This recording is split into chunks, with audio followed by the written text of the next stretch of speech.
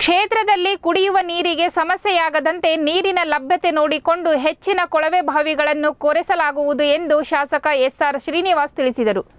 ಗುಬ್ಬಿ ಪಟ್ಟಣದ ಶಾಸಕರ ಕಾರ್ಯಾಲಯದಲ್ಲಿ ಜನತಾ ದರ್ಶನ ನಡೆಸಿ ಜನರ ಸಮಸ್ಯೆಗಳನ್ನು ಆಲಿಸಿ ಅಹವಾಲುಗಳನ್ನು ಸ್ವೀಕರಿಸಿ ಸುದ್ದಿಗಾರರೊಂದಿಗೆ ಮಾತನಾಡಿದ ಅವರು, ಜಾನುವಾರುಗಳಿಗೆ ಮೇವಿನ ಸಮಸ್ಯೆ ಆಗದಂತೆ ನೀರು ಲಭ್ಯವಿರುವ ರೈತರಿಗೆ ಮೇವು ಬೀಜದ ಕಿರು ಪೊಟ್ಟಣಗಳನ್ನು ವಿತರಿಸಲಾಗಿದೆ ಎಂದರು.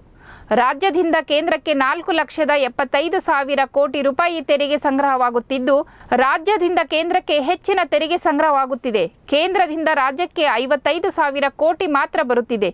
ಕೇಂದ್ರ ಸರ್ಕಾರ ಕರ್ನಾಟಕದ ಮೇಲೆ ಮಲತಾಯಿ ಧೋರಣೆ ತೋರುತ್ತಿದೆ ಎಂದರು. ನೀರಿನ ತೊಂದರೆ ಇದೆ, ಅಲ್ಲಲ್ಲಿ ಹುಡುಕಿ ಸುಮಾರು 6-7 ಕೋಟಿ ಬರ್ಸಿದ್ದೀವಿ. ಇನ್ನೂ ಸುಮಾರು 16-17 ಕಡೆ ನಾವು ಈ ನೀರಿನ ಸಮಸ್ಯೆ ಬರ್ಬೋದು ಅಂತ ಹೇಳ್ಬಿಟ್ಟು ಸಮಸ್ಯಾತ್ಮಕ ವಿಲೇಜ್ಗಳನ್ನು ಗುರುತಿಸ್ಕೊಂಡಿದ್ದೀವಿ.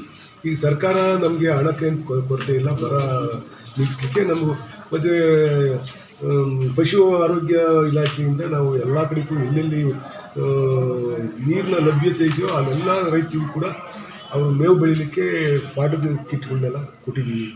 ಮತ್ತು ನಿರಂತರವಾಗಿ ನಾನು ಎಲ್ಲ ಗ್ರಾಮ ಪಂಚಾಯತಿ ಪಿಡಿಒಗಳ ಸಂಪರ್ಕದಲ್ಲಿದ್ದೀನಿ ಮತ್ತು ಎಲ್ಲ ಅಧಿಕಾರಿಗಳು ಕೂಡ ಸಂಪರ್ಕದಲ್ಲಿದ್ದೀನಿ. ಪ್ರತಿ ವಾರವೂ ಮೀಟಿಂಗ್ ಮಾಡ್ತಾಯಿದ್ದೀವಿ.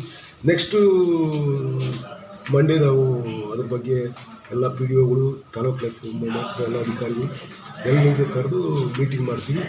ನಾಳೆ ಎಲ್ಲೆಲ್ಲಿ ಪ್ರಾಬ್ಲಮ್ ಬರ್ಬೋದು ಅನ್ನೋದ್ರ ಬಗ್ಗೆ ನಾವು ಮುಂದಾಲೋಚನೆ ಇಟ್ಕೊಂಡು ಎಲ್ಲ ಕ್ರಮಗಳನ್ನು ಕೈಗೊಂಡಿದ್ದೀವಿ. ಈಗ ಪ್ರೆಸೆಂಟ್ ಒಂದು 7-8 ಕಡೆ ಪ್ರಾಬ್ಲಮ್ ಇತ್ತು, 8 ಬೋರ್ಗಳನ್ನ ಕಳಿಸಿದ್ದೀವಿ. ಓಕೆ, ಪಂಪು ಮೋಟ್ರುಗಳನ್ನ ಅಳವಡಿಸ್ತಕ್ಕಂಥದ್ದು ಮಾಡ್ತೀವಿ.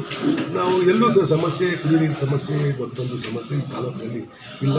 ಬರ ಪರಿಹಾರ ಹಣವನ್ನು ಸರ್ಕಾರ ಈಗಾಗಲೇ ಪ್ರತಿ ರೈತರಿಗೂ 2,000 ರಿಲೀಸ್ ಮಾಡಿದೆ, ಕೊಡ್ತಾ ಇದೆ, ಎಲ್ಲ ರೈತರ ಅಕೌಂಟ್ಗೆ ಕಳಿಸ್ತಾ ಇದೆ.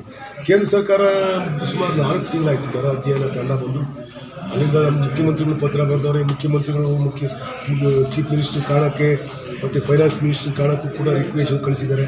ಆದರೂ ಕೂಡ ಕೇಂದ್ರ ಸರ್ಕಾರ ಸರಿಯಾಗಿ ಸ್ಪಂದಿಸ್ತಾ ಇಲ್ಲ. ಅದರಿಂದ ರಾಜ್ಯ ಸರ್ಕಾರವೇ ಹೊಣೆ ಹೊತ್ತು ಯಾರ್ಯಾರು